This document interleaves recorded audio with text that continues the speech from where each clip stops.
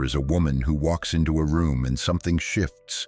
The air changes, conversations slow, eyes move in her direction without anyone quite understanding why. She is not the youngest woman in the room. She is not the loudest. She is not wearing the most revealing outfit, and yet she commands something invisible, something magnetic, something that pulls every kind of attention toward her, like gravity pulling the tide. She is not trying.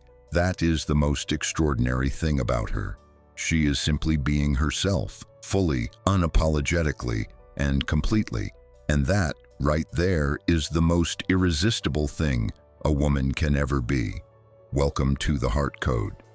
I am so glad you are here today because this video is for every woman who has ever been told by society, by media, by the relentless march of anti-aging advertisements, that her best days are somehow behind her. This video is for every woman who has looked in the mirror and wondered whether the lines she sees there have diminished her beauty, her desirability, her power. This video is for every woman who has ever been dismissed, overlooked, or made to feel invisible simply because she has lived more life than the women on the covers of fashion magazines. Because here is the truth that nobody in the beauty industry wants you to know. The truth that gets buried under thousands of dollars of anti-aging cream and surgical procedures and filler and filter. The truth is this: mature women, women who have lived, women who have grown, women who have loved and lost and rebuilt themselves from the ground up. These women possess a magnetism that is unlike anything the world of superficial beauty can manufacture. And men, the right kind of men, the emotionally evolved, deeply perceptive, genuinely interested men, these men feel it. They feel it in their bones. They cannot always name it, but they feel it. And today, we are going to name it. We are going to take this invisible, magnetic, almost mystical quality that certain older women carry, and we are going to decode it. We are going to break it down into its three most powerful components: the scent, the style, and the smile. And by the time this video is over, you will not only understand exactly what draws quality men toward mature women with almost helpless fascination, you will also understand how to amplify these qualities within yourself, not by changing who you are, but by becoming more fully and magnificently who you already are. Before we dive in, I want to take just a moment to say something from the heart. If this channel has ever made you feel seen, if these videos have ever given you a moment of clarity, comfort, or confidence, please take a second right now and show some love. Hit that like button below. It costs you nothing and it means everything to us. And if you are new here, welcome to the Heart Code family. This is a community of women who are done shrinking themselves, done apologizing for their age, done playing small. Subscribe right now and join thousands of women who are stepping into the most powerful chapters of their lives with confidence, grace, and absolutely no apologies. And if you want to go one step further and directly support the work we do here, you can use the Super Thanks button below this video. Every single contribution helps us create more content like this for women like you. This channel exists because of your support, and we are deeply, genuinely grateful. Now, let us begin. Part 1. The psychology of mature attraction. Why men who have grown up are drawn to women who have to understand the scent, the style, and the smile. We first need to understand the psychological foundation beneath all of it. Because attraction is not simply a surface phenomenon. It never has been. Attraction is a complex, layered, deeply psychological experience. And when it comes to why certain men find mature women absolutely irresistible, the reasons go so much deeper than most people realize. Let us start at the very beginning. There is a concept in psychology that you may have heard of, often discussed in the context of Carl Jung's work on archetypes and the unconscious. It is the idea that human beings are not simply attracted to physical traits, Although physical traits certainly play a role. We are attracted to energies, we are attracted to essences, we are attracted to the invisible frequency that another person radiates simply by existing in a particular way. And no group of people radiates a more compelling, more complex, more deeply attractive energy than women who have lived fully and who carry the richness of that life in every dimension of who they are. Think about it this way: when a man, particularly a man who has done his own growing, who has moved past the shallow pursuits of youth and begun to understand what he actually needs from a relationship and from a woman, when such a man encounters a woman who has clearly lived, who has clearly grown, who moves through the world with a kind of settled, rooted, undeniable confidence, something happens to him at a level that precedes conscious thought. He is drawn. He does not always know why immediately, but if you were to ask him to describe what he was experiencing, he would likely use words like real, solid, warm, powerful, calming, intriguing, magnetic. These are not words men typically use to describe the girls they chased in their 20s. In their 20s, men are often attracted to what is new, what is exciting, what is uncertain. But excitement rooted in uncertainty is a young man's game. As men mature, what they begin to crave is something far richer. They begin to crave depth. They begin to crave authenticity. They begin to crave a woman who is so fully herself that being around her feels like coming home and going on an adventure at the same time. And that is precisely the kind of woman we are talking about today. But let us also acknowledge something important. Not every man is capable of appreciating what a mature woman offers. There are men who, regardless of their biological age, remain emotionally young, emotionally undeveloped, trapped in patterns of chasing novelty and avoiding depth. These men are not your men. These men are not the ones this video is about. This video is about the men who have grown into their own depth, who understand value, who can recognize and appreciate a woman who has become something truly magnificent over the course of her life.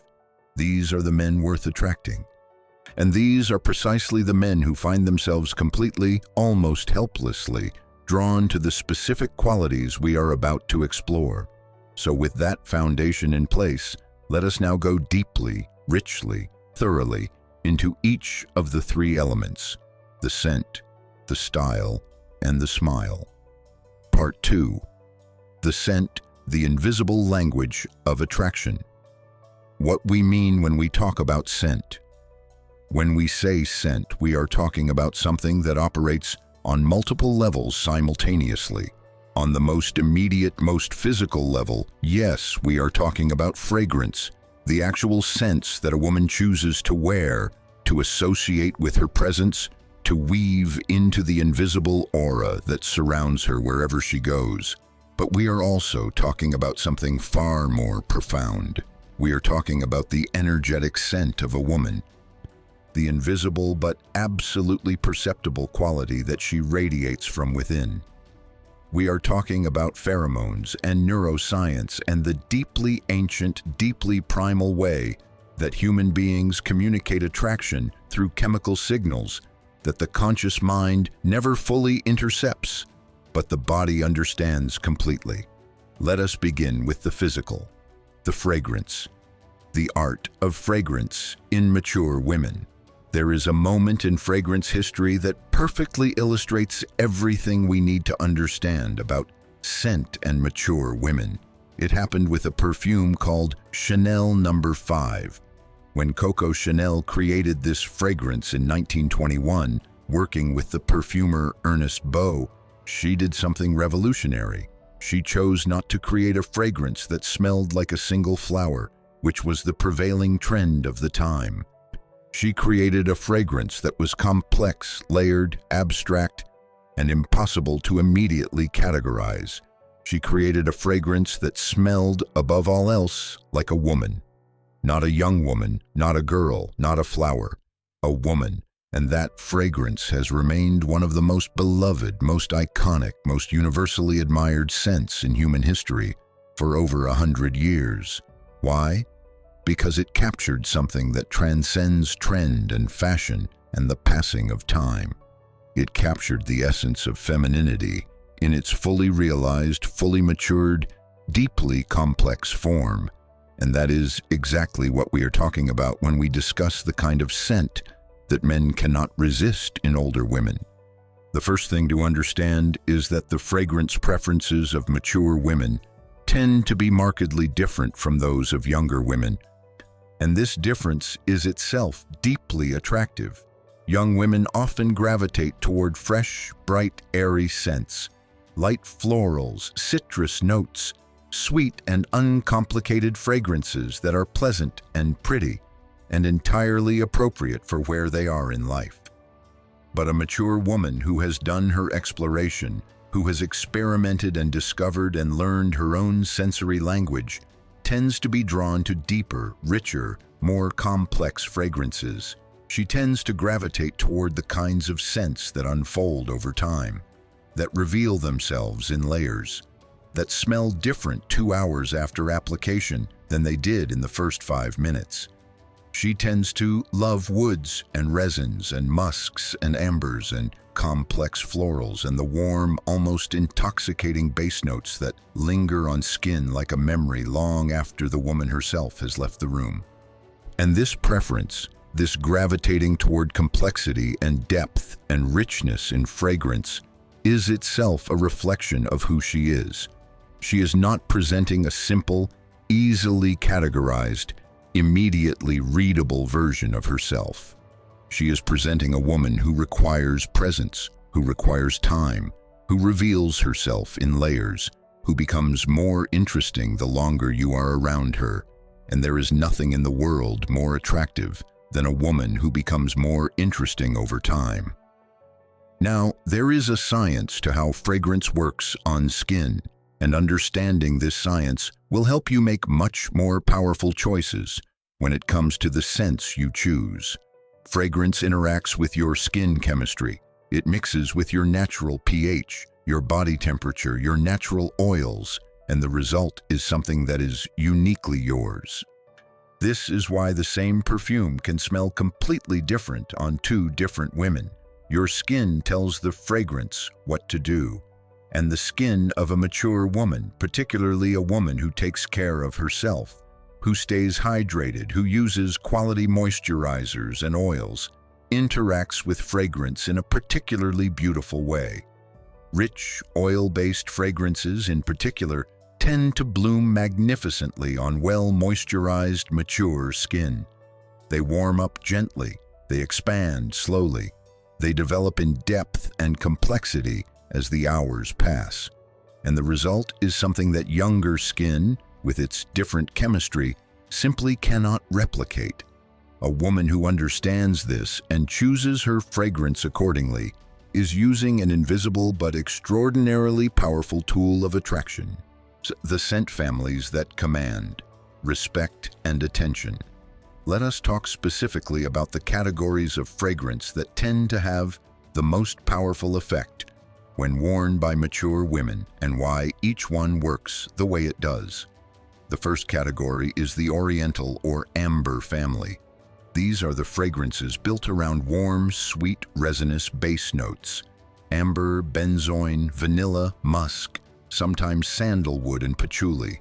These scents are deeply associated in the human sensory system with warmth, comfort, safety, and sensuality. They trigger something ancient in the limbic system, the part of the brain that processes emotion and memory, something that says, this is home, this is warmth, this is safe, I want to be closer to this. On a mature woman, Oriental fragrances work with particular power because they mirror something about who she is. She has warmth, she has depth, she has a kind of richness that only comes from having lived. The fragrance becomes an olfactory extension of her character, and men who encounter her in the semiotic space created by these scents find themselves drawn closer in ways they cannot entirely explain. The second category is the Chypre family. which includes classic fragrances built around a combination of bergamot, labdanum, and oak moss, often with floral hearts and woody or mossy bases. Chypre are sophisticated, complex, and instantly evocative of a particular kind of timeless, classic femininity. Think of the original Miss Dior or Mitsuko by Guerlain or Paloma Picasso. These are fragrances that announce, without a single word, that the woman wearing them has taste, has history, but has a relationship with beauty that goes deeper than whatever is currently on trend. Chypre fragrances say, "I know who I am," and that, more than anything else, is what draws people in. The third category is the woody family, particularly fragrances anchored in sandalwood, vetiver, cedar, and oud. These scents carry a grounded, earthy, almost primal quality that is deeply connected in the human psychological landscape with stability, solidity, and what the Japanese call wabi-sabi, the beauty of things that are natural and imperfect and real.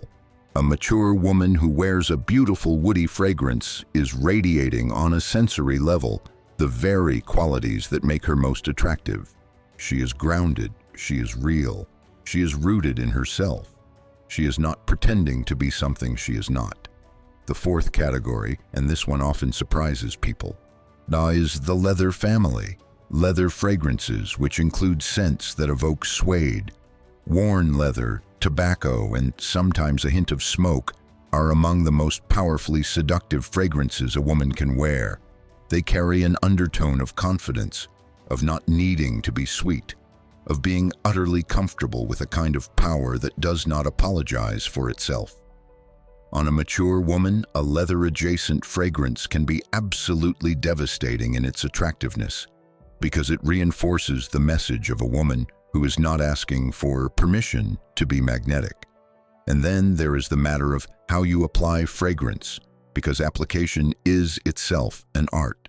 The classic advice to spray fragrance on pulse points, the wrists, the neck, the inside of the elbows, behind the knees, exists because these are the warmest areas of the body, where blood vessels run close to the skin's surface, creating a natural heat that helps the fragrance evolve and radiate. But there is an additional application technique that many women do not know about: applying a light, unscented body oil or moisturizer to these areas before applying fragrance. The oil creates a foundation that extends the life of the fragrance and helps it bloom more fully. It makes the fragrance last hours longer and radiate more warmly and beautifully from the skin. There is also the matter of fragrance quantity. This is crucial. The difference between a woman who smells intoxicating and a woman who is overwhelming is entirely a matter of quantity. The goal is not for your fragrance to precede you into a room by 30 seconds. The goal is for your fragrance to be discovered. For it to be something a person has to be physically close to you to fully experience. For it to be, quite literally, your secret. When someone has to lean closer to catch the full depth of your scent, that physical act of leaning closer, that approach, is itself a small but powerful act of attraction. Less is always more when it comes to fragrance, and the woman who understands this uses it as the masterful tool it is. Your natural scent, the pheromone factor. Now let us go beneath the world of applied fragrance and into something even more primal, even more fascinating, and even more powerful: your natural scent. Human beings, like all mammals, produce pheromones. These are chemical signals that are transmitted through the air and detected, largely unconsciously, by other people. Pheromones are processed in a part of the brain called the vomeronasal organ, and they communicate information about health, fertility, genetic compatibility, and emotional state. Research on human pheromones is ongoing and complex, but what the existing science strongly suggests is that women produce a range of chemical signals that communicate their state of being to potential partners in ways that completely bypass conscious thought. Here is what makes this particularly fascinating for mature women. Your pheromone profile is not static. It changes throughout your life. And while the pheromone profile of younger women is strongly associated with fertility signals, which do attract a certain kind of biological, hormonally driven attention, the pheromone profile of mature women carries different information. It communicates experience. It communicates health, particularly in women who take care of themselves. It communicates a kind of hormonal complexity that the human nervous system processes as depth, as substance, as someone worth knowing. Research has also shown that stress significantly affects the human pheromone profile in negative ways. Women who are under chronic stress produce chemical signals that other people unconsciously read as warning signals. They create a subtle but pervasive sense of unease in those around them. This is why emotional work, the internal journey of healing, self-regulation, self-compassion, the development of what psychologists call an integrated self, is not separate from physical attractiveness. It is central to it. A woman who has done her emotional work, who has moved through grief and anger and disappointment and come out the other side into a genuine place of peace and groundedness, this woman literally smells different. She radiates a chemical signal of safety, of settledness, of being home in herself. And human beings, at the most primal biological level, are drawn toward this signal. This is one of the reasons why the inner work that so many mature women have done, the therapy, the journaling, the meditation, the hard conversations with themselves in the dark hours of the night, is not just emotionally important. It is quite literally one of the most powerful things you can do for your attractiveness. Because when you are genuinely at peace with yourself, your body communicates that peace to everyone around you through channels they cannot consciously identify, but that they feel with complete certainty. They feel it the way you feel the sun on your face, warmly, undeniably, instinctively. The lifestyle sense, what your daily life smells like. There is a third dimension to the scent element that is often overlooked, and that is the lifestyle scent. The way your home smells, the way your car smells, the way the environment you inhabit smells. These things matter because they are part of the total sensory experience of being around you, and they contribute often more significantly than people realize to the overall impression you make. A woman whose home smells of fresh flowers and good coffee and quality candles and perhaps a hint of the beautiful fragrance she wears is creating an environment that communicates something very specific about who she is. She is communicating care. She is communicating attention to detail. She is communicating an appreciation for beauty in the small things. She is communicating that she has created a space that nurtures and pleases the senses. And this kind of environment is deeply attractive. Not in a performative way, not in a staging your home for Instagram way, but in a genuine this is how I live, this is what matters to me way. The foods you eat also affect your natural scent. This is documented science. Diets rich in vegetables, fruits, and quality proteins produce a more attractive natural scent than diets high in processed foods, refined sugars, and alcohol. Staying hydrated is perhaps the single most powerful dietary choice for both natural scent and skin quality. Water hydrates your skin from the inside out. It flushes toxins that can affect body odor, and it keeps every system in your body functioning optimally. The woman who drinks her water, who nourishes herself with good food, who moves her body regularly enough to keep her circulation and lymphatic system healthy, is doing as much for her attractiveness as anything she could put in a bottle. Actually, she is doing more. Exercise produces its own set of attractive chemicals. Beyond its obvious effects on body composition and cardiovascular health, regular exercise regulates the hormones responsible for mood, specifically serotonin and dopamine.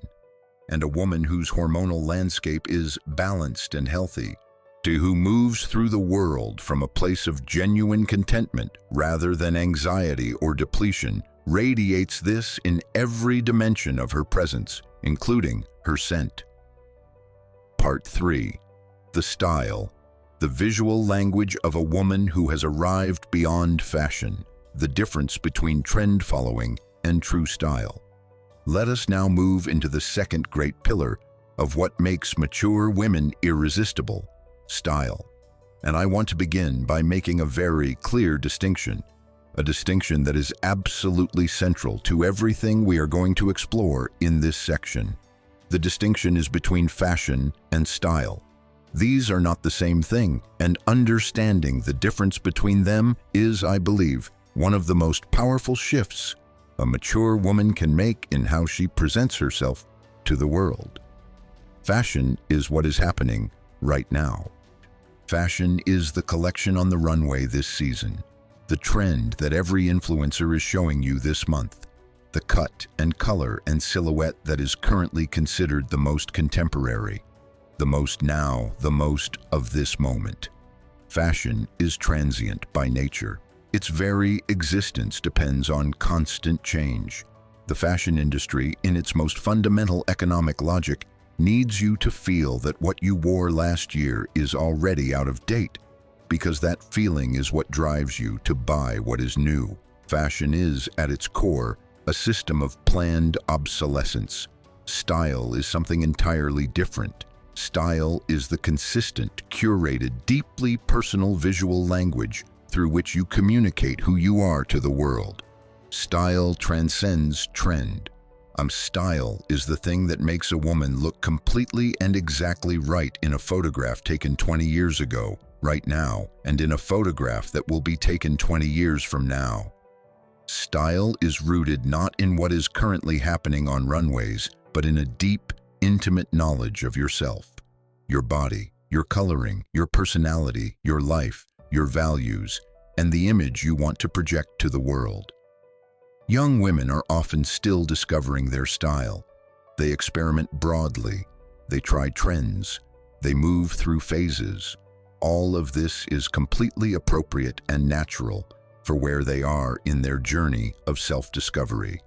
But a mature woman who has done this work, who has spent decades learning what she loves and what she does not, what makes her feel powerful and what makes her feel off, what is authentically her and what she was wearing simply because someone else told her to, this woman has something that no amount of money or trend following can buy.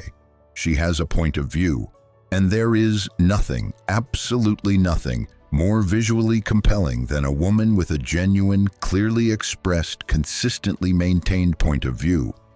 Men who notice style, and the quality of men who appreciate mature women do notice style, are not looking for someone who is dressed in whatever happened to be at the front of every store this season. They are looking for someone who has made choices, who has made decisions, who communicates through her visual presentation that she knows herself well enough to know exactly what she wants to say and how she wants to say it. The elements of magnetic style in mature women. So what exactly does this style look like? Let us be very specific, because this is where the real value lies. The first element is fit. In all of fashion, there is no single element more important than fit. A moderately priced garment that fits a woman's body perfectly will always, without exception, look more elegant, more expensive, and more attractive than a designer piece that does not fit her properly. This sounds simple. It sounds obvious. And yet, it is the single most commonly overlooked element of dressing well. Women buy clothes that are the right size but not the right fit, and there is a crucial difference. The right size means the garment fits over your body without pulling or gaping. The right fit means the garment drapes, moves, and follows your body in a way that honors and flatters your specific shape. The right fit requires tailoring.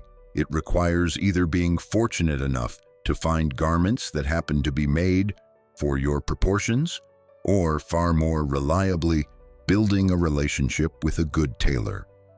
A mature woman who understands fit and who invests in tailoring is presenting herself to the world through the best possible version of every garment she owns. A jacket with shoulders that sit precisely at her shoulder line, a length that hits exactly at her hip, a waist that is taken in to reflect her actual waist. This jacket is transformative. It does not matter if it cost $50 or $500. Fit is the great equalizer. The second element is color. Mature women often make one of two mistakes with color. Some play it too safe, while defaulting to an entirely neutral wardrobe of black, gray, navy, and beige. And while these colors are classic and elegant, a wardrobe composed entirely of them can sometimes read as colorless, flattened, even slightly invisible. The other mistake is chasing color trends, wearing whatever bright color is being shown this season, regardless of whether it works for their specific coloring.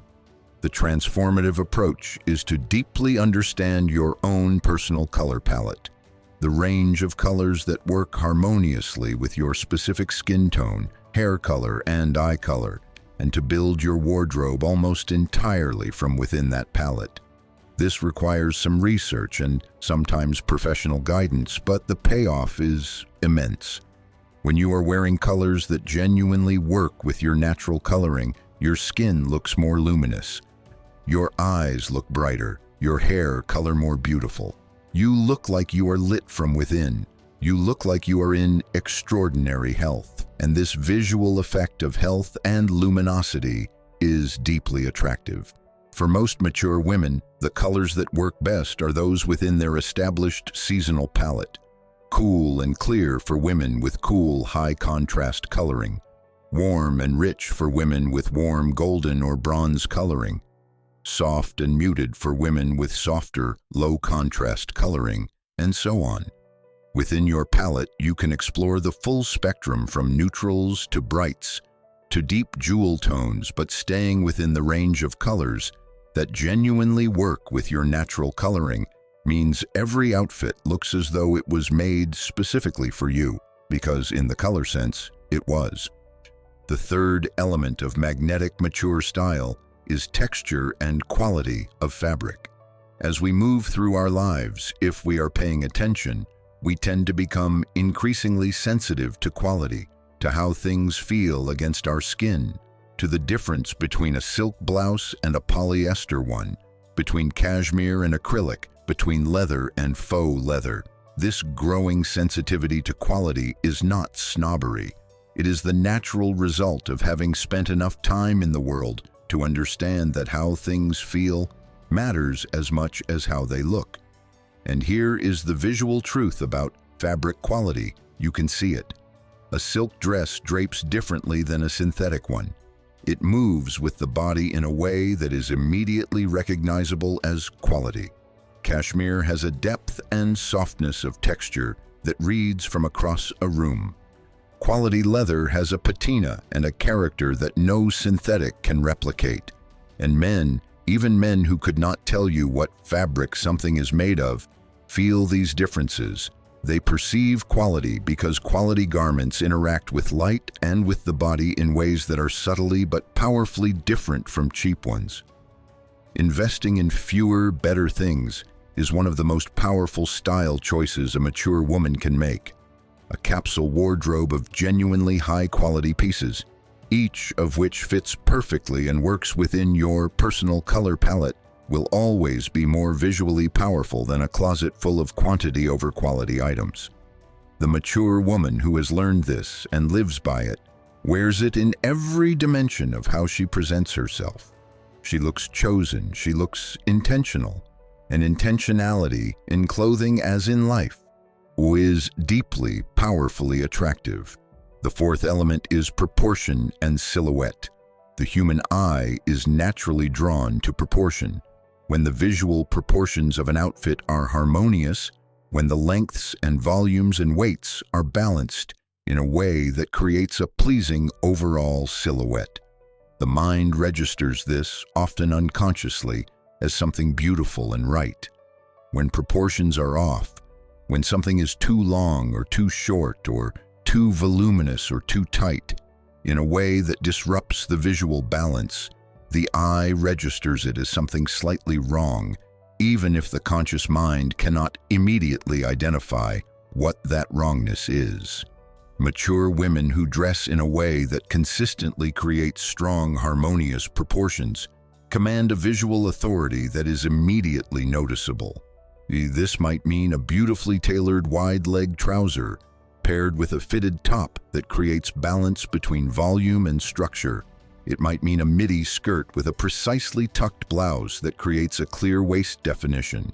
It might mean a strong-shouldered jacket over a simple dress that creates a vertical line of authority through the figure. Whatever the specific choices, the underlying principle is always the same. Create visual harmony through intentional proportion. Signature style, the power of being recognizable.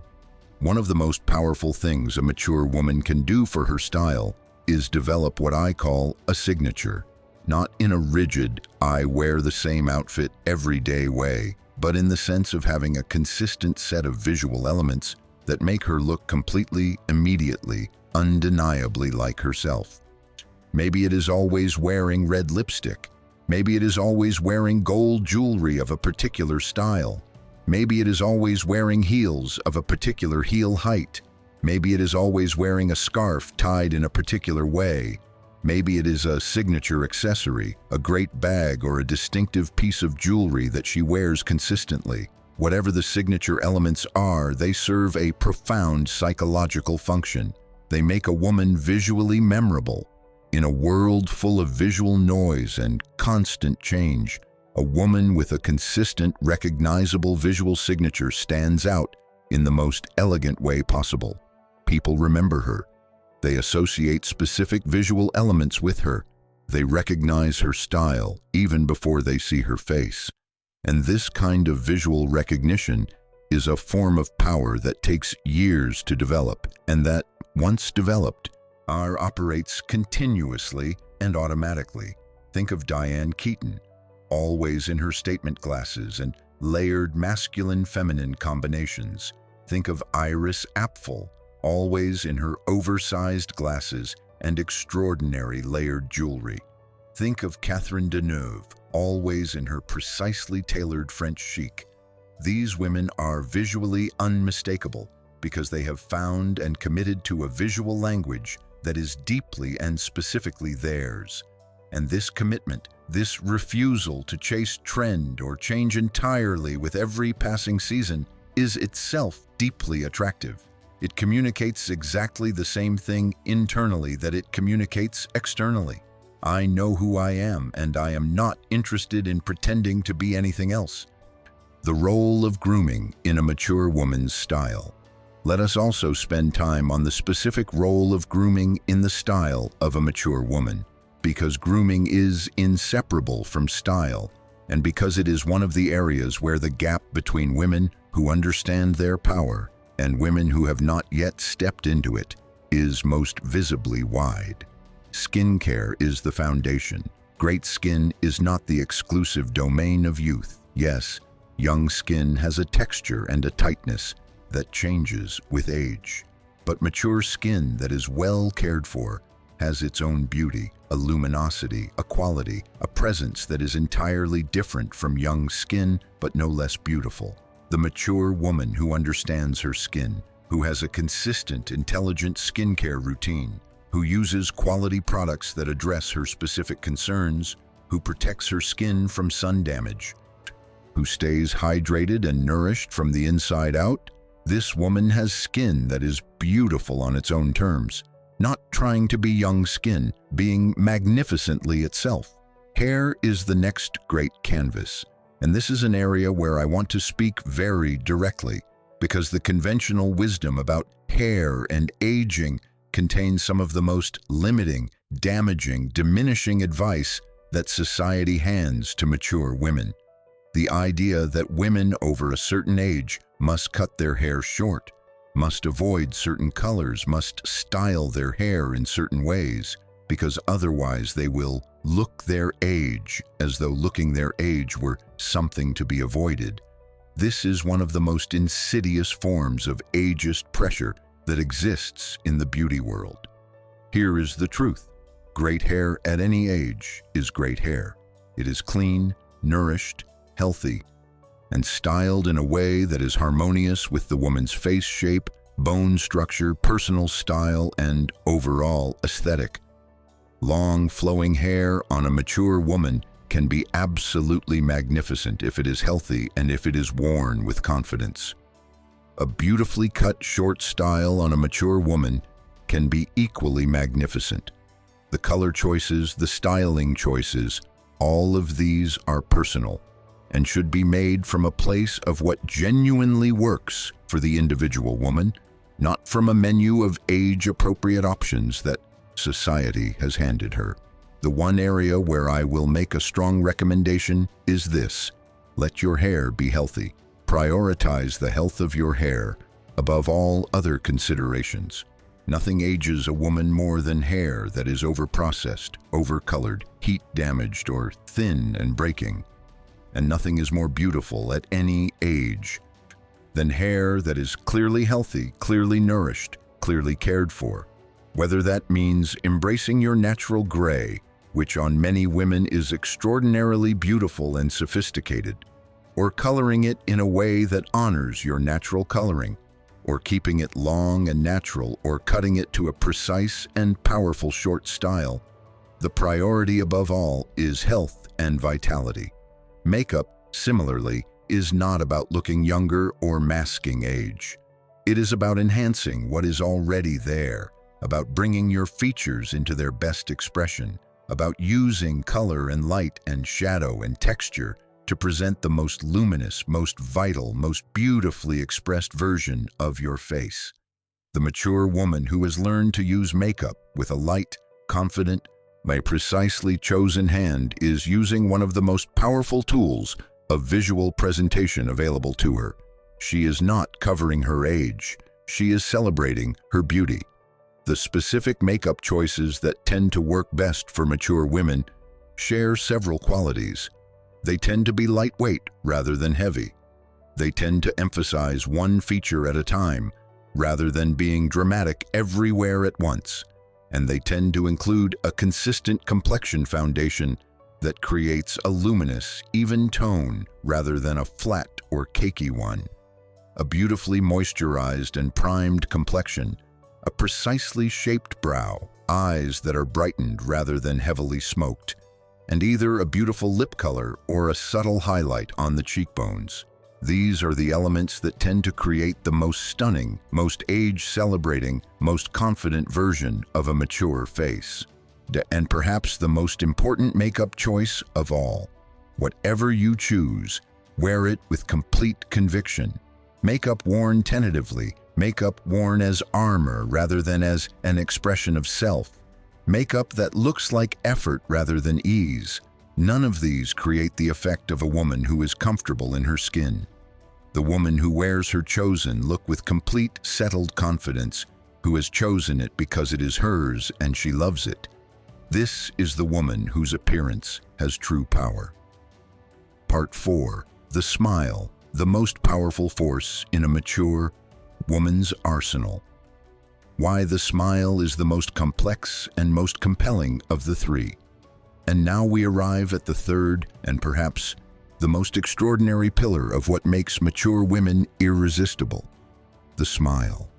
I use the word smile, but I want to be clear that I mean this in a much larger sense than the simple physical act of curving one's lips upward. When we talk about the smile of a mature woman as one of the things men find most irresistible, we are talking about the entire constellation of qualities that the smile expresses and represents. Warmth, confidence, genuine engagement, the deep and settled comfort of a woman who is completely at home in herself and in the world, the ability to find joy and delight and humor in existence, and the willingness to let those feelings show freely on a face that has earned every expression it wears. We are also talking about something that develops specifically with age, with experience, with the particular kind of wisdom that only comes from having been through real things and having emerged on the other side with your wholeness intact. This is the smile of a woman who has been broken and rebuilt herself. The smile of a woman who has known loss and has learned that she can survive it. The smile of a woman who no longer needs anything from the outside world to confirm her worth, because she has already done that work from the inside. And this smile, I promise you, is one of the most compelling things a human face can communicate. The neuroscience of an authentic smile. Let us begin with what science tells us about smiling, because the research here is fascinating and deeply relevant. There are two fundamentally different kinds of human smiles. The first is what psychologists call the voluntary or social smile. The smile we produce deliberately in social situations. The smile for the camera. The smile to indicate that we are friendly and approachable. The smile that is generated by the conscious mind and expressed primarily through the lower half of the face, specifically the zygomaticus major muscle, the muscle that pulls the corners of the mouth upward. The second kind of smile is called the Duchenne smile, named after the neurologist Guillaume Duchenne, who first described it in the 19th century. The Duchenne smile is the involuntary smile of genuine positive emotion. It involves not only the zygomaticus major, the corner-pulling muscle, but also the orbicularis oculi, the muscle that surrounds the eye and creates the characteristic crinkling and lifting that we associate with a genuinely happy or delighted face. This is the smile that reaches the eyes. This is the smile that cannot be fully faked, because the orbicularis oculi is not under full voluntary control. It responds to genuine positive emotion. Here is what is profoundly relevant to our discussion. Human beings are extraordinarily good at detecting the difference between these two kinds of smiles, even when that detection happens at a completely unconscious level. We may not consciously know that we are analyzing someone's smile and categorizing it as genuine or performed. But our brains are doing exactly that, and the emotional response we have to each type of smile is completely different. A social, performed smile may read as pleasant, as friendly, as appropriate to the situation. But a genuine Duchenne smile, a real smile rooted in actual positive emotion, triggers something in the brain of the observer that is entirely different. It triggers a reciprocal emotional response. It creates warmth. It creates connection. It creates what neurologist Giacomo Rizzolati's research on mirror neurons suggests is a kind of emotional resonance, a feeling of shared positive emotion that is profoundly pleasurable and deeply connecting. And mature women, particularly women who have done their inner work, who have moved through the darkness and found their way back to genuine joy and warmth, tend to have extraordinarily powerful genuine smiles because they have earned them. When a woman who has been through real life smiles with genuine delight, with genuine warmth, with genuine engagement, it registers at a biological level as completely and authentically real. There is no performance. There is no social mask. There is just the undeniable communication of genuine positive feeling, and people, men included, are drawn to this with a pull that is almost impossible to resist. The components of the smile we are describing. Let us break down what we mean by the smile in even more specific terms, because this will make the practical application much clearer. The first component is confidence expressed through the face. There is a particular quality that a woman with genuine self-confidence carries in her face, in the relaxation of her features, in the steadiness of her gaze, in the ease with which she makes and holds eye contact. Confidence is not a stiff face or a performed expression of power. Genuine confidence manifests in the face as relaxation, as ease, as the absence of the micro-expressions of anxiety, the slight tension around the eyes, the barely perceptible tightening around the mouth, the rapid, evasive quality of eyes that dart away instead of meeting yours with warmth. A woman who has genuinely settled into herself, who has resolved most of the major questions about who she is and what she values and what she deserves, carries this settledness in her face in ways that are immediately and powerfully visible. Her eyes are steady. Her expression is open. She does not perform interest or manufacture engagement. Her face simply responds honestly to what is happening around her, and this honest responsiveness is extraordinarily beautiful. The second component is warmth, and warmth is perhaps the single most magnetic quality a mature woman's smile can carry. Warmth is the quality of genuine care for other people, the quality of being genuinely interested in the person in front of you, of seeing them rather than simply looking at them. Warmth is the quality that makes people feel in the presence of a warm woman that they matter, that they are interesting, that she is genuinely glad to be in this conversation with them. And this quality, this genuine, generous warmth, is something that young women may possess in potential, but that mature women who have lived and loved and learned tend to carry in a much more fully realized and much more reliably expressed form. Think about the most beautiful smiles you have ever seen. Not the most symmetrical, not the most magazine perfect, but the ones that genuinely moved you. The ones that made you feel, in that moment of being smiled at, that the world was fundamentally good and that you were welcome in it. These smiles are almost always the smiles of people who have lived enough to know what matters and who have chosen to lead with warmth over guardedness. These are almost always, I would suggest, the smiles of people who have been through something real and have emerged from it with their openness intact. The third component is humor, specifically the ability to find genuine amusement in existence, in the absurdity of life, in the unexpected corners where laughter hides. A mature woman who has a genuine, developed, intelligent sense of humor, who can laugh at the right moments with complete abandon and who can make other people laugh without trying too hard, this woman is devastating in her attractiveness, because humor is one of the highest forms of human intelligence. To be genuinely funny or genuinely amused by the world requires a kind of mental agility, a capacity for surprise, a willingness to see things from unexpected angles that is deeply attractive to anyone who values intelligence and vitality. And there is something specific about the humor that develops with age and experience. Young humor tends to be broader, tends to rely more on shock or irony or the comfortable safety of trends and memes. Mature humor tends to be more observational, more layered, more rooted in the specific and beautifully absurd details of actual lived experience.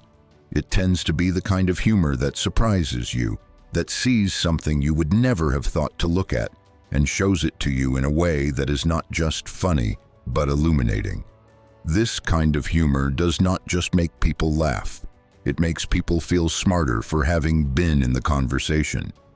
And making someone feel smarter and more alive is one of the most powerful things you can do in any social interaction. The fourth component of the smile we are describing is what I want to call the quality of genuine presence. In our current world, where everyone's attention is perpetually divided, where smartphones pull at our focus even when we are nominally engaged with other people, where the habit of being simultaneously here and somewhere else has become so universal that it has almost ceased to be remarkable.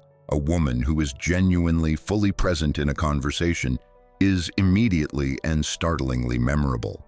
When you are talking to a woman who is truly present, who is looking at you, actually looking at you and not through you, who is listening to what you are saying and responding to what you actually said, rather than to what she was already preparing to say while you were talking, who is engaged with you and not with her phone or her thoughts or her to-do list.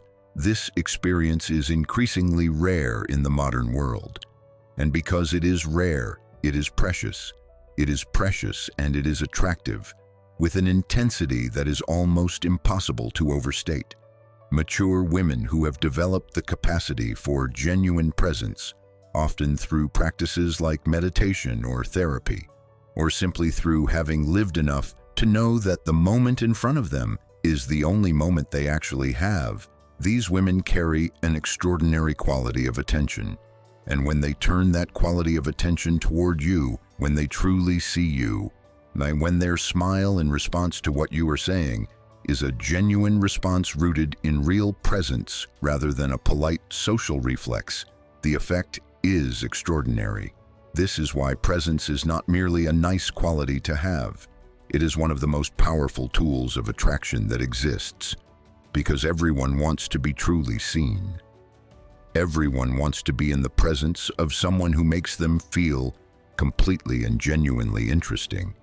And a mature woman who has the wisdom and the practice to offer this quality of presence is offering something that most people rarely experience.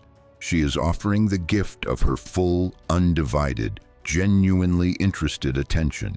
And people, men deeply included, will remember this gift long after they have forgotten many other things about her.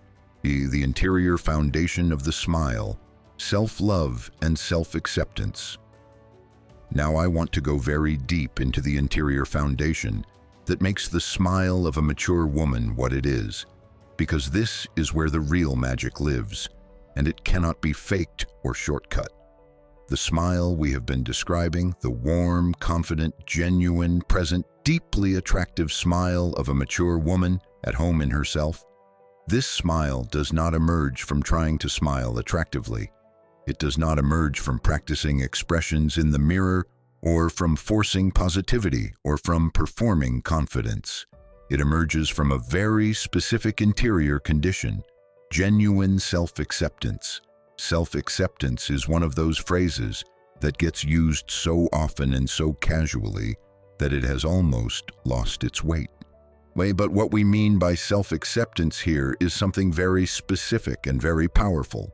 It is the condition of having looked at yourself, at all of yourself, the beautiful parts and the difficult parts, the successes and the failures, the places where you shone and the places where you fell short, and of having arrived at a genuine, settled, undramatic peace with all of it.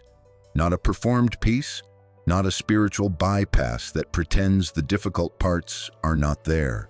A real peace rooted in the understanding that you are a full, complex, imperfect, genuinely valuable human being, and that your worth is not contingent on being anything other than exactly what you are. This is the condition that psychologists call self-compassion, and research by Dr. Kristen Neff and others has shown with remarkable consistency that self-compassion is one of the strongest predictors of psychological well-being, resilience, and, importantly for our discussion, the kind of social confidence and interpersonal warmth that makes people genuinely attractive. The woman who treats herself with the same kindness, patience, and understanding that she would offer a beloved friend, who does not engage in the brutal inner monologue of self-criticism that is so common among women who have been taught that they must constantly be working on themselves to be worthy of love. This woman's relationship with herself shows in her face.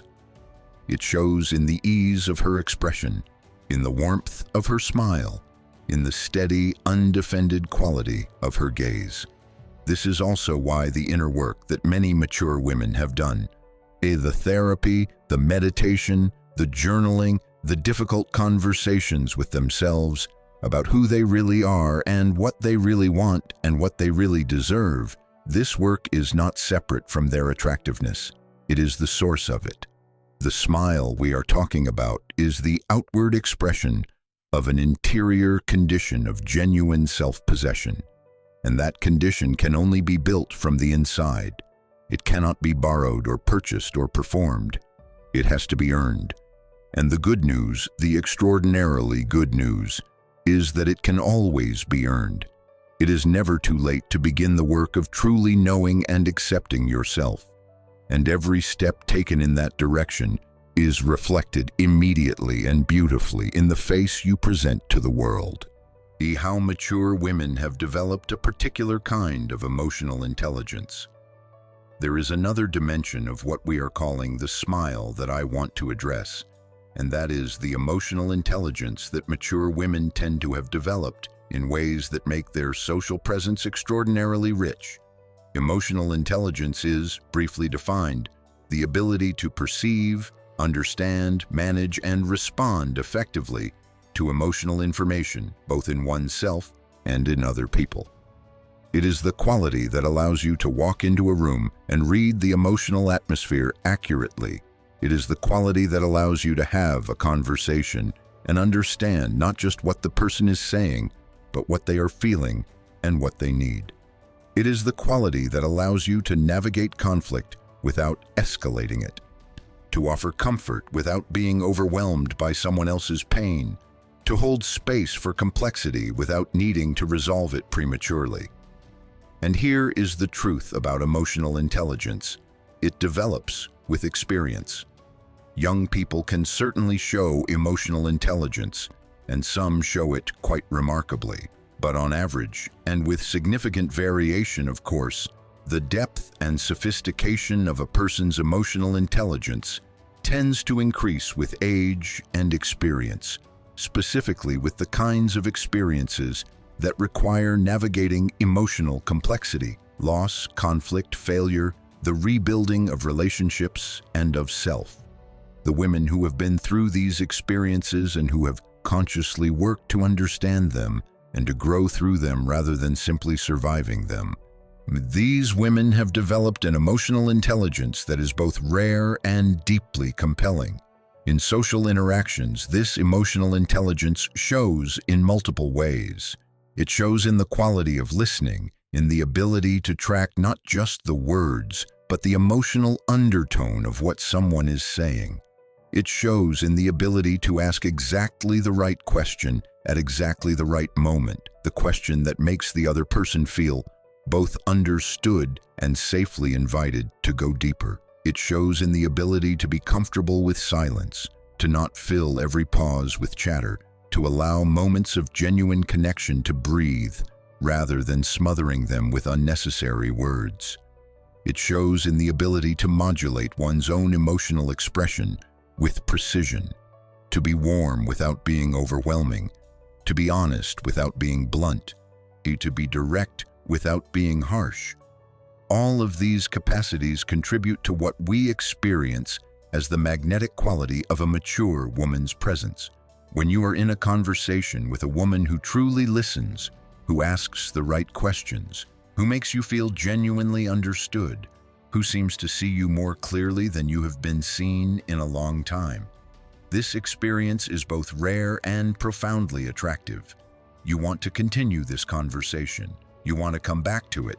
You find yourself thinking about her afterward, not because she was performing magnetism or running an attraction strategy, but because she was simply being, in a particularly deep and skillful way, genuinely present. Part 5. The integration, when scent, style, and smile work together, the woman who embodies all three. We have explored each of the three pillars in depth. Now let us talk about what happens when they come together. There is a particular experience that many men describe. When talking about mature women they have found irresistible, they often struggle to articulate it precisely. They say things like, "There was something about her." They say, "I couldn't stop thinking about her." They say, "She was just different. I don't know how else to explain it." And when you ask them to be more specific, when you gently press them for details, what emerges is almost always a composite picture that maps precisely onto the three elements we have been discussing. She smelled incredible, they say, but more than that, being near her felt warm somehow.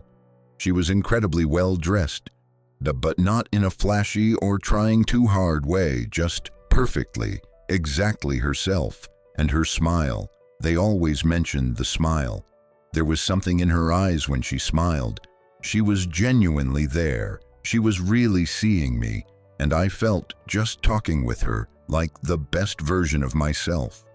This is the experience of being in the presence of a woman who has integrated all three elements, not as deliberate strategy, but as the natural expression of who she is. Her fragrance is an extension of her depth and warmth. Her style is the visual language of her confidence and self-knowledge.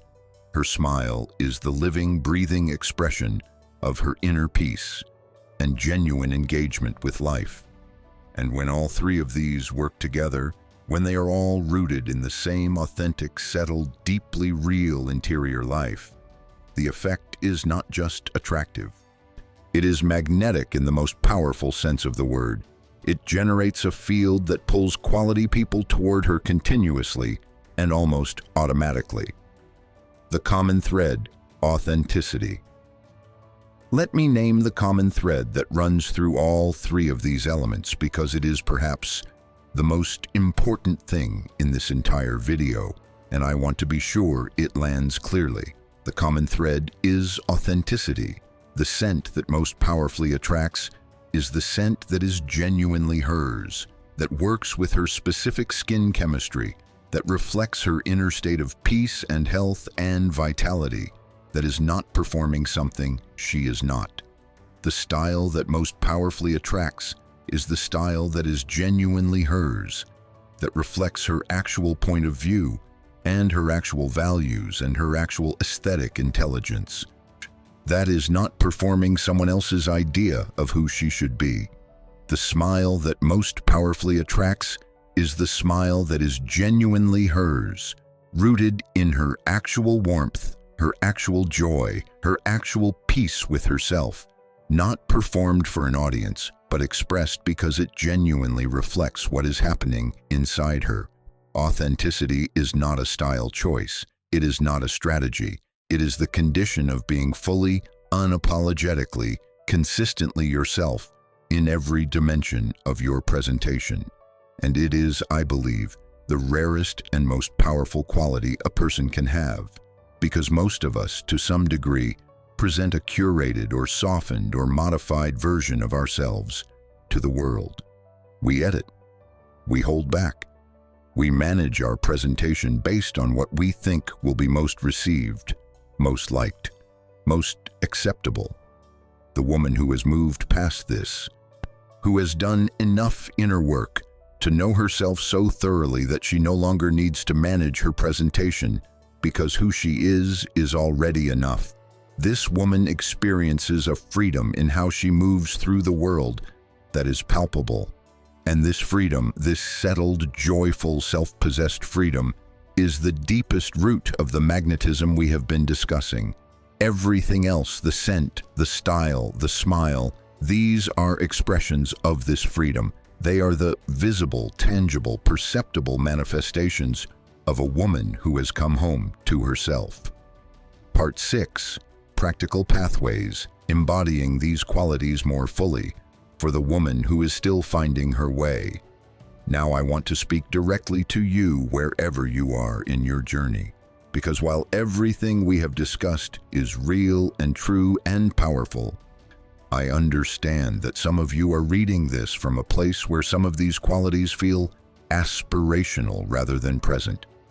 Some of you are in the middle of rebuilding after significant loss. Some of you are working through the last residues of self-doubt or self-criticism that have followed you for decades. Some of you are beginning to sense, perhaps for the first time, the possibility of the woman we have been describing, but you are not yet sure how to get from here to there. I want to tell you this: the journey toward the woman we have been describing is not a destination you arrive at and then stay. It is a continuous unfolding. Every woman who has come home to herself arrived through a process, through specific choices and specific practices and specific moments of courage and specific periods of sitting with discomfort and choosing growth over retreat. There is no shortcut, but there is a direction, and that direction is always inward. Here are the pathways that, in my experience and in the research on well-being and self-development, most consistently lead toward the qualities we have been discussing. The practice of self-inquiry. The first pathway is self-inquiry, the deliberate, patient, honest practice of knowing yourself. This might look like therapy, which I strongly recommend for anyone who has not yet done serious therapeutic work, because the depth of self-knowledge that a good therapeutic relationship can facilitate is extraordinary. It might look like journaling, the practice of writing honestly about your inner life on a regular basis, which research consistently shows is one of the most effective tools for self-understanding and emotional integration. It might look like meditation, the practice of cultivating a quality of witness consciousness, the ability to observe your own thoughts and feelings without being entirely identified with them, which creates exactly the kind of interior spaciousness that allows for genuine self-acceptance. Whatever form it takes, the practice of self-inquiry is the most important thing you can do for your attractiveness, because it builds the interior condition from which everything else flows. When you know yourself well, when you have spent real time with your actual values, actual preferences, actual boundaries, actual joys, when you have looked at your wounds and your shadows as honestly as you have looked at your strengths and your gifts, you develop a relationship with yourself that creates the settled, rooted, confident inner life that is the source of every quality we have been discussing. The practice of self-care as self-respect.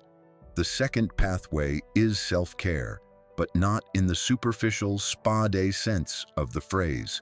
I mean self-care as a practice of genuine self-respect, treating your body, your environment, your relationships, and your time as things that matter and deserve your real attention and real investment. This looks like investing in skincare and fragrance, not as luxury, but as the daily practice of honoring your physical self. It looks like building and maintaining a wardrobe with genuine intention and care, not impulse buying and accumulating, but thoughtfully choosing pieces that you genuinely love and that genuinely reflect who you are. It looks like moving your body regularly, not from a place of punishing yourself into a different shape, but from a place of celebrating what your body can do and keeping it vital and energetic. It looks like sleeping enough, eating real food, drinking water, protecting your energy by saying no to the things that deplete you and yes to the things that genuinely nourish you. Every single one of these choices contributes to the overall effect of the woman we have been describing, not because they make you more conventionally attractive by the narrow standards of youth-obsessed beauty culture, but because they demonstrate in the most concrete and material way possible that you value yourself. And when you value yourself, this self-valuing radiates from you in every dimension of your presence, in how you hold yourself, in how you speak, in the quality of your attention, in the ease and confidence of your smile. The practice of expanding into your life. The third pathway is what I want to call expanding into your life. The practice of continuing to grow, to learn, to try new things, to remain genuinely curious and engaged with the world long past the point where society suggests that growth and curiosity are primarily for the young. A mature woman who is actively engaged with her life, who has interests and passions and projects and questions and ongoing pursuits of knowledge and experience, is one of the most interesting people in the world. And interesting people are, by definition, deeply attractive. Because attraction is not just about physical appearance. It is about the quality of the mind and heart and spirit that you encounter in another person, and the mind and heart and spirit of a woman who is genuinely alive to her life, who is still learning and still growing and still discovering things that fill her with excitement and wonder. This is a mind and heart and spirit that draws people toward it with irresistible force. Stay curious, keep learning, read widely and deeply, travel when you can. Take the class that intrigues you, even if you feel too old to be a beginner. Have the conversation that stretches you. Remain genuinely interested in the world and in the people in it, because nothing is more compelling than genuine interest. And nothing is more attractive than a woman who still finds life fascinating and who brings that fascination to every interaction she has. The practice of cultivating your inner circle. The fourth pathway is the cultivation of genuine, nourishing, depth-building relationships. The quality of the relationships in your life is both a reflection of and a contribution to your overall magnetism. Women who are embedded in rich, genuine, mutually supportive friendships, who have deep conversations, who are known and loved by people who truly see them, who give and receive genuine care and attention. These women carry a quality of relational richness in their presence that is immediately perceptible. There is a warmth that comes from being well-loved. There is a confidence that comes from having people in your life who genuinely believe in you. There is a quality of security that comes from knowing that you are not alone, that you belong to a web of relationships that would catch you if you fell. And all of these qualities contribute to the overall energetic signature that you bring to every new interaction, including interactions with potential romantic partners. Invest in your friendships. Invest in your family relationships where they are healthy. Invest in communities, whether physical or virtual, where people share your values and your interests and your willingness to engage with depth and authenticity. These investments are not separate from your romantic life. They are the soil in which your romantic attractiveness grows. The practice of releasing the comparison. The fifth pathway, and perhaps the most challenging, is the practice of releasing comparison, the practice of stopping the internal measuring of yourself against a standard that was never designed with you in mind. The comparison I am talking about is specifically the comparison of your mature self against your younger self, or against younger women generally. It is the habit of looking at a 25-year-old and thinking, I used to look like that, or worse, I should look like that.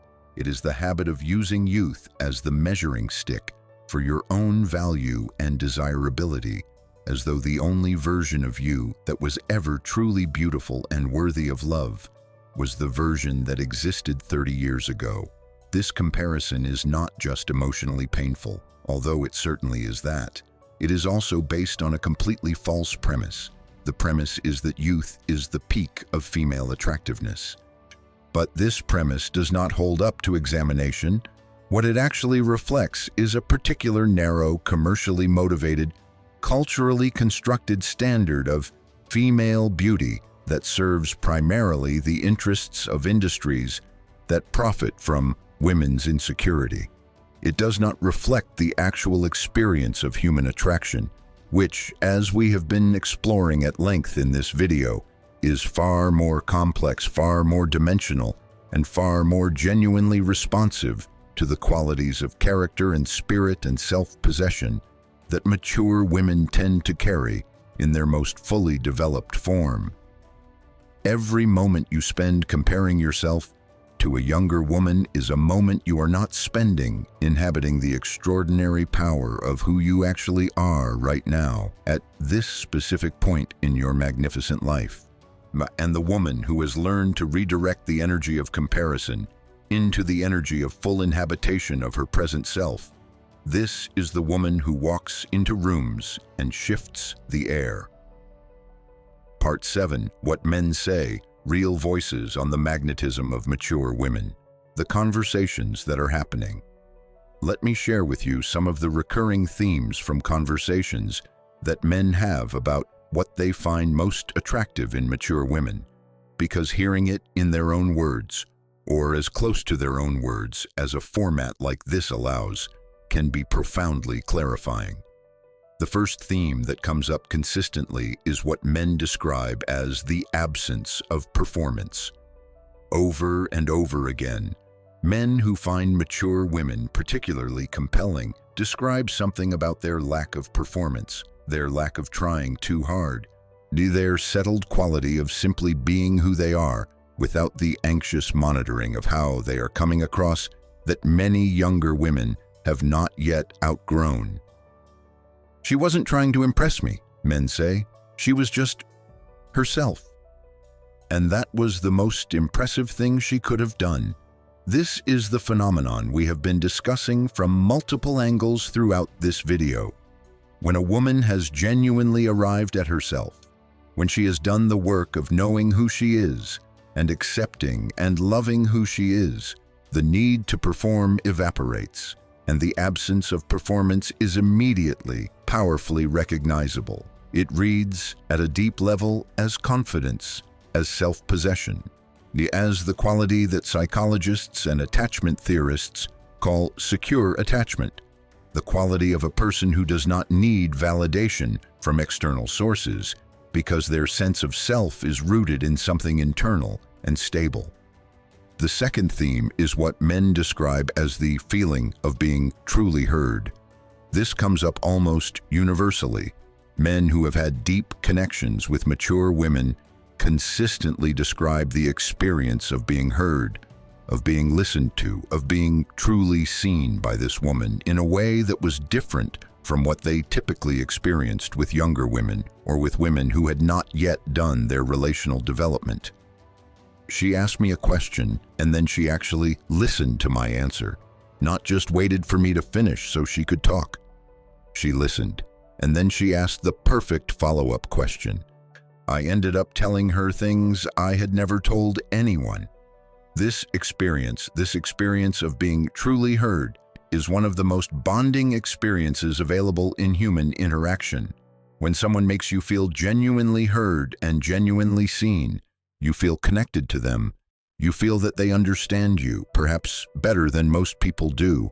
And this feeling is deeply, powerfully bonding. It creates a form of attraction that is not merely physical, but deeply, durably emotional and psychological. The third theme is what men describe as a sense of being grounded by her presence.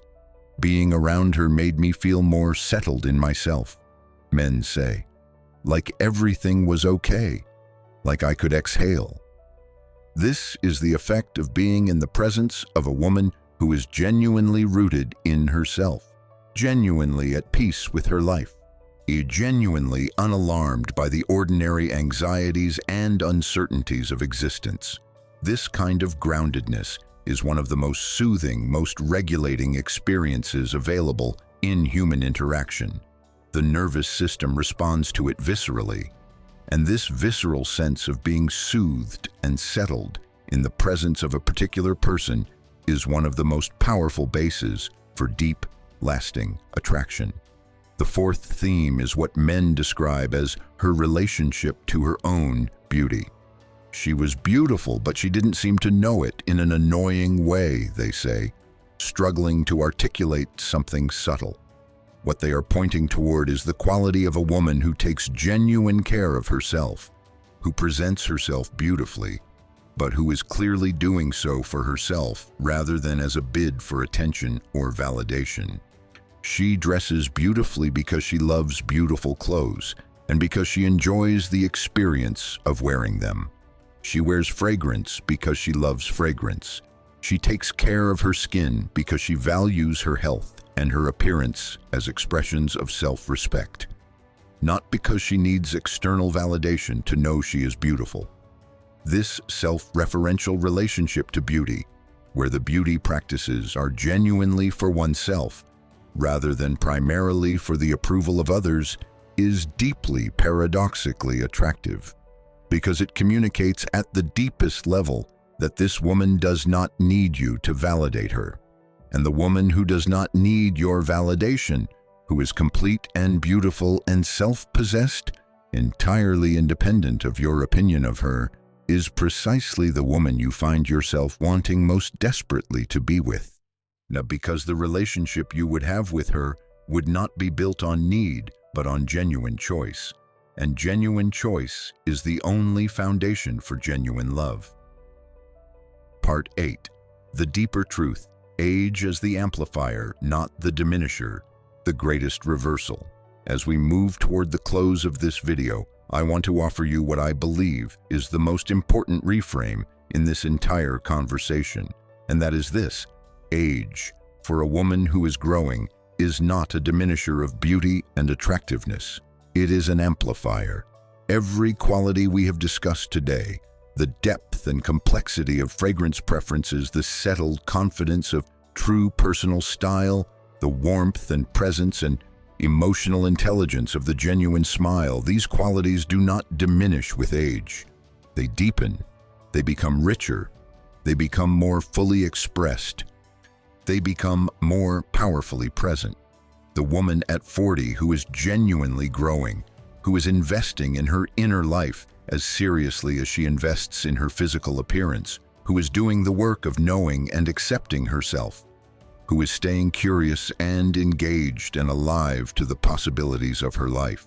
This woman is more magnetic than she was at 30, and the woman at 50 is more magnetic than she was at 40, and the woman at 60 who has moved through all the losses and all the rebuildings and all the discoveries that 6 decades of genuine living make available, who has arrived at a place of genuine, hard-won, unshakable inner peace and self-acceptance. This woman is perhaps the most magnificent and most magnetic creature on earth. This is not a comforting story I am telling you to make you feel better about aging. This is a fact that the best human beings of every generation have recognized. It is what the French capture in the concept of the femme d'un certain âge, the woman of a certain age, which in French carries not a connotation of being past prime, but of being a particular kind of fully realized, deeply compelling, extremely interesting woman who you cannot quite stop thinking about. It is what the concept of the silver fox implies for men, extended to women. It is what the Japanese concept of wabi-sabi points toward, the beauty that is specifically and uniquely available in things that have lived, that carry the marks of their journey, that are imperfect in ways that are perfect. You are not a diminished version of the woman you were. You are an expanded version, a richer version, a deeper, more complex, more fully realized version. And the work of this stage of your life is not the work of trying to recapture what was, but the magnificent, exciting, genuinely gorgeous work of fully inhabiting what is. The permission you have always had. And finally, I want to give you something, or rather remind you of something you have always had, but may not have fully claimed. You have permission to be the most beautiful, most magnetic, most fully expressed version of yourself at exactly this stage of your life. You do not need to earn this permission by losing 20 pounds, or changing your hair, or buying new clothes, or doing any of the 100 things the beauty industry suggests are prerequisites for being allowed to feel beautiful and desirable and powerful. You have this permission unconditionally. You have always had it. You have permission to wear the fragrance that fills you with joy when you put it on. You have permission to dress in a way that makes you feel magnificent, that reflects who you genuinely are, that announces your point of view to the world with confidence and clarity. You have permission to smile with your whole face, to let the lines around your eyes participate in your joy, to let your smile reach all the way into your eyes and your voice and your hands, to let it be as full and as genuine and as warm as it actually is. You have permission to be here fully in your life, at this exact age, in this exact body, with this exact history, and to be undeniably, magnificently, irresistibly beautiful because you are. Part 9, the synthesis, practical steps to embodying all three. Your 30-day journey. Let me leave you with something practical and tangible, a 30-day framework for beginning to more fully embody the 3 elements we have discussed. You do not need to do all of this at once, but I invite you to begin. Begin anywhere. Begin today. In the first week, dedicate your attention to scent. Begin by evaluating your current relationship with fragrance. Are you wearing something that genuinely feels like you, or are you wearing something by default, something you have been wearing for years without thinking about it, or something that you chose because it was popular or because someone gave it to you? Give yourself permission to explore. Go to a perfume counter or shop online for samples. Spend time with different fragrance families. Notice what genuinely moves you, what makes you feel like yourself but a more elevated, more fully expressed version of yourself. And then begin to make deliberate choices. Beyond fragrance, spend this first week also paying attention to your other scent environments. Your home, your bathroom, your daily grooming routine. Are these creating the sensory experience you want to inhabit? Small changes, a beautiful candle, a switch to a more nourishing body lotion with a subtle scent you love, a change in the sense of your cleaning products to something you actually enjoy. These small changes accumulate into a significant shift in the overall sensory experience of being in your world. In the second week, turn your attention to style. Begin by doing an audit of your wardrobe. Not from the perspective of what is fashionable, but from the perspective of what genuinely fits, what genuinely flatters your coloring, and what genuinely reflects who you are right now, not who you were 10 years ago and not who you think you should be. This audit may be revelatory. Most of us are keeping clothes that no longer fit, that no longer reflect who we are, that we keep out of guilt or sentiment or the vague intention to be someone else someday. Release them with genuine gratitude for what they represented in their time and with openness to what is coming next. Then begin to build, slowly and deliberately, a wardrobe that is genuinely yours, not a trendy wardrobe, not an expensive wardrobe, although quality matters, a curated, intentional, fitted, beautifully chosen wardrobe of things you actually love. This takes time. It takes attention.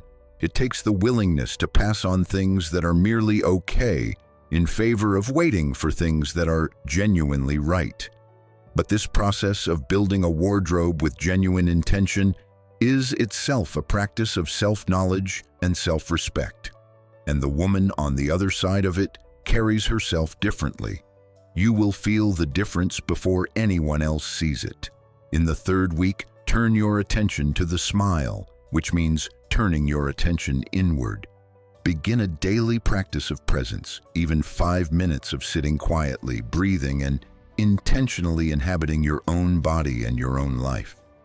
Notice the moments of genuine warmth and joy and amusement that are already available to you in your daily life, and let yourself actually feel them, actually express them.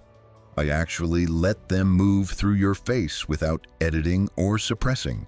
Practice listening in your existing conversations with greater depth and patience. Put down your phone.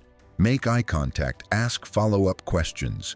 Let the people in your life feel this week more genuinely heard by you. And in the fourth week, bring it all together. Practice moving through your world wearing your chosen fragrance, dressed with intention and care, present and warm and genuinely engaged. Notice what changes in how people respond to you. Notice what changes in how you feel about yourself. Notice the moments when all three elements align and you feel, in your own body, the magnetic quality we have been describing, because you will feel it. It is not something others experience while you remain unaffected. The woman who embodies these qualities experiences her own power. She feels it, and this feeling, this felt sense of your own magnetism, is one of the most extraordinary gifts you will ever give yourself.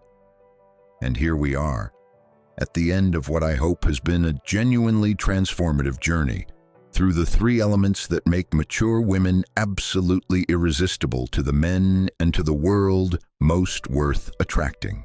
The scent, which is both the fragrance you choose and the deeper, more primal signal of a woman who is rooted in herself and genuinely at peace.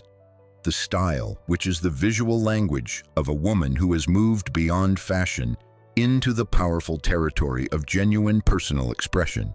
And the smile, which is the outward flowering of a woman's inner life, her warmth, her confidence, her genuine engagement with the extraordinary experience of being alive.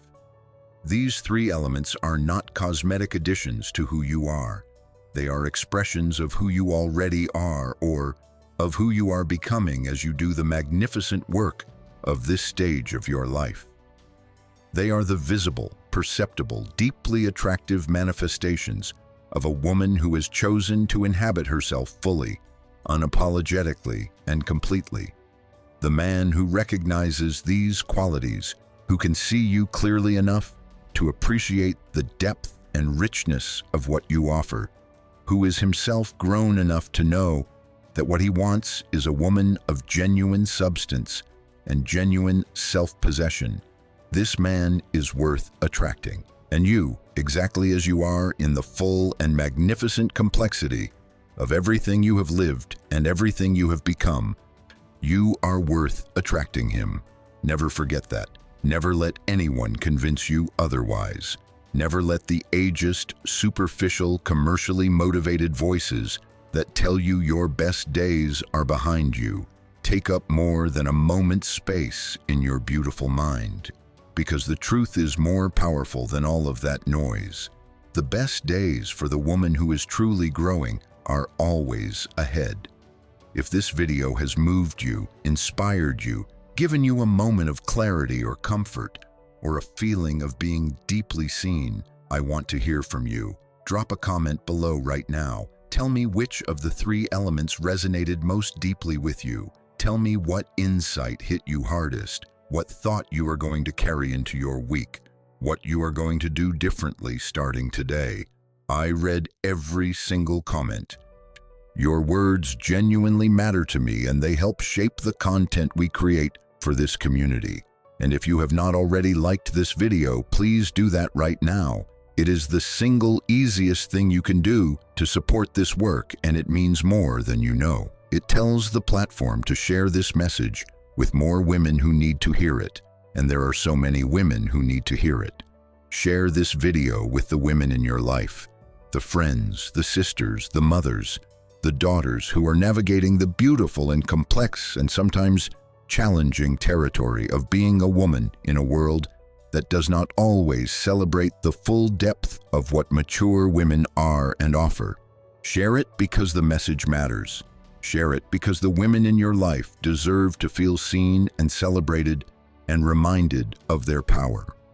Subscribe to the Heart Code if you have not already, and hit the notification bell so you never miss a new video. This channel exists to be a space where women come to feel seen, to grow, to find clarity, to remember their worth, and to be part of a community of women who are done playing small. If that is what you are looking for, this is your home. Join us.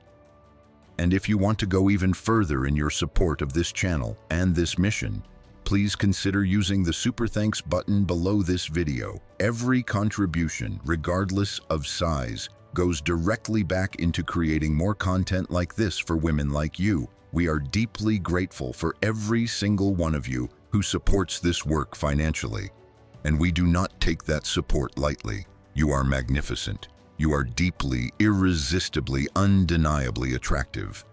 Not because of what you look like, but because of the full, complex, extraordinary person you are. Do not let anyone or anything convince you otherwise. Ever. This has been the Heart Code. I will see you in the next video. With love always.